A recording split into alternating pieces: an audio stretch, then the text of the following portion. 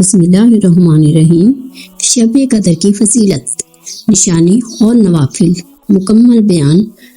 رمضان المبارک کی سب سے عظیم اور بابرکت رات شب قدر ہے۔ یہ وہ رات ہے جسے اللہ تعالیٰ نے 1000 مہینوں سے بہتر قرار دیا ہے۔ آج ہم جانیں گے شب قدر کا مفہوم، شب قدر کی فضیلت، شب قدر کی نشانی اور شب قدر کے معمولات، شب قدر کے نوافل اور وظائف۔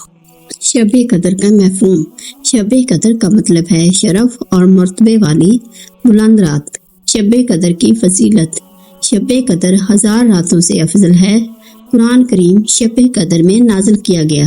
قرآن کریم میں ایک پوری سورہ سورہ قدر کے نام سے موجود ہے۔ شب قدر امت محمدیہ صلی اللہ علیہ وسلم کے لیے خاص ہے۔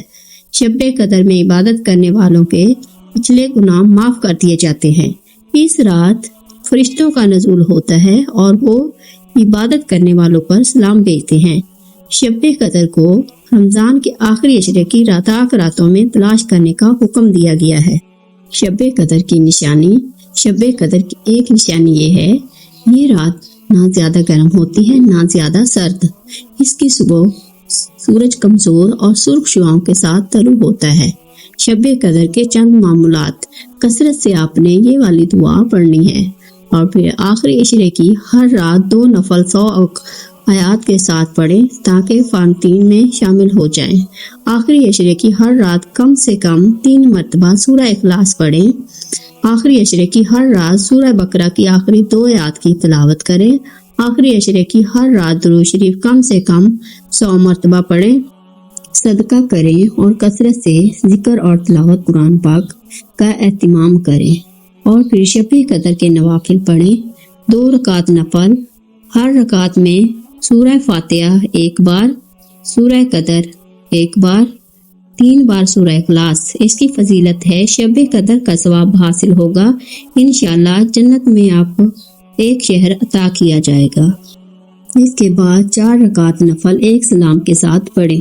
ہر رکعت میں سورہ فاتحہ 3 بار، سورہ قدر 7 بار آپ نے سورہ اخلاص کو پڑھنا ہے۔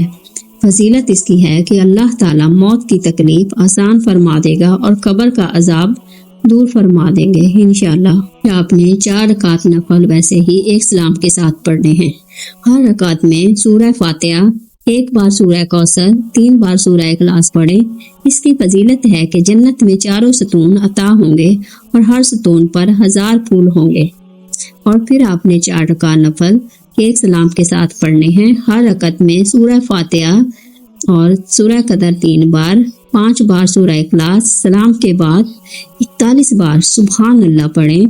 فضیلت اس کی ہے کہ انشاءاللہ جو دعا مانگو گے فوراً قبول ہوگی۔ پھر آپ نے 4 رکعت نفل ایک سلام کے ساتھ پڑھنے ہیں۔ ہر رکعت میں سورہ فاتحہ 3 بار، سورہ قدر 50 بار، قل هو اللہ احد، سلام کے بعد سجدے میں 20 بار یہ والی دعا پڑھیں۔ اس کی فضیلت ہے کہ اللہ تعالیٰ آپ کو معاف فرما دیتے ہیں۔ پھر آپ نے 4 رکعت نفل ایک سلام کے ساتھ پڑھنے ہیں۔ ہر رکعت میں سورہ فاتحہ، پھر 1 بار سورہ قدر، پھر 27 بار قل هو اللہ احد پڑھیں۔ اس کی فضیلت ہے اللہ تعالیٰ آپ کے تمام گناہ معاف فرمائیں گے اور جنت میں اعلیٰ مقام دیں گے۔ پھر آپ نے 2 رکعت نفل پڑھنی ہے۔ رکعت میں سورہ فاتحہ 1 بار سورہ قدر 100 بار قل هو اللہ احد پڑھنا ہے۔ سلام کے بعد 11 بار درود پاک۔ فضیلت ہے اس کی کہ اللہ تعالیٰ بہت زیادہ ثواب دے گا۔ پھر آپ نے 2 رکعت نفل پڑھنی ہے۔ ہر رکعت میں سورہ فاتحہ 1 بار، 7 بار سورہ قدر، 7 بار سورہ اخلاص، پھر سلام کے بعد 100 بار استغفار، 11 بار درود پاک۔ نماز پڑھنے والے کو اللہ اس کے ماں باپ کی مغفرت عطا فرمائیں گے۔ شب قدر کا ایک خاص عمل ہے، نماز عشاء کے بعد 7 بار سورہ قدر پڑھیں۔ اس کی فضیلت ہے اللہ تعالیٰ ہر مصیبت سے نجات دیں گے اور 1000 فرشتے جنت کی دعا کریں گے۔ نوافل پڑھنے کے بعد آپ نے طاق راتوں کے وظائف کرنے ہیں۔ 21، 23، 25، 27 اور 29 کو آپ یہ وظائف کر سکتے ہیں۔ آپ نے یہ جو نیچے دیے کی دعائیں ہیں 100 مرتبہ پڑھنی ہیں۔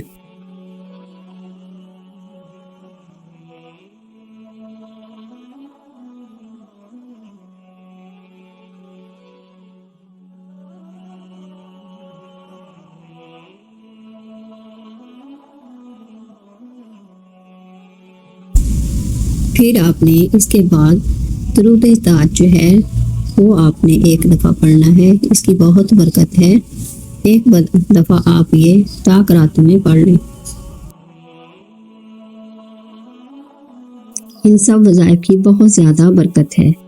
اضافی اعمال جو آپ نے طاق راتوں میں کرنے ہیں وہ ہے صلاۃ التسبیح ادا کرنے کا طریقہ۔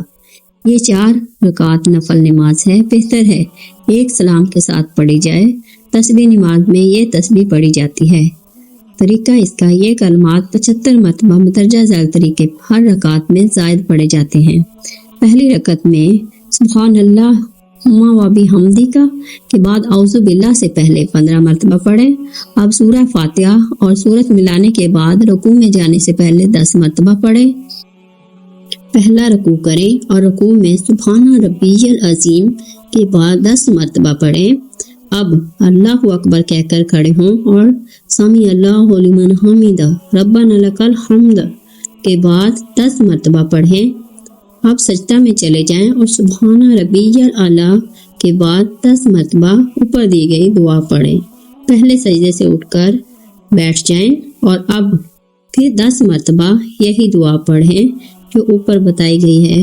وہ والی دعا آپ نے 4 رکعت میں جو سامنے ڈیجٹ دیے گئے ان کے مطابق پڑھ لینی ہے، اور پھر اس کے بعد آپ نے اس طرح ایک رکعت میں 75 مرتبہ تسبیح مکمل کیجیے گا۔ دوسری رکعت شروع کرتے وقت پھر 15 مرتبہ تسبیح پڑھیں اور باقی رکعت آپ نے ایسا ہی پڑھنا ہے جیسا بتایا گیا ہے۔ اسی طرح 4 رکعتیں مکمل کریں۔ اس طرح 4 رکعتوں میں کل 300 مرتبہ تسبیح پڑھی جائے گی۔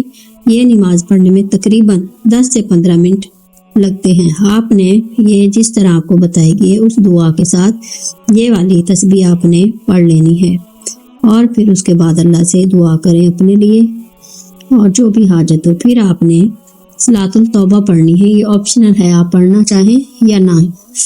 یہ پیغام امت ہے۔ رسول اللہ صلی اللہ علیہ وسلم نے ارشاد فرمایا، کوئی بندہ ایسا نہیں ہے جو گناہ کرے پھر اچھی طرح وضو کر کے 2 رکعتیں ادا کرے پھر استغفار کرے تو اللہ اس کے گناہ معاف نہ کر دے۔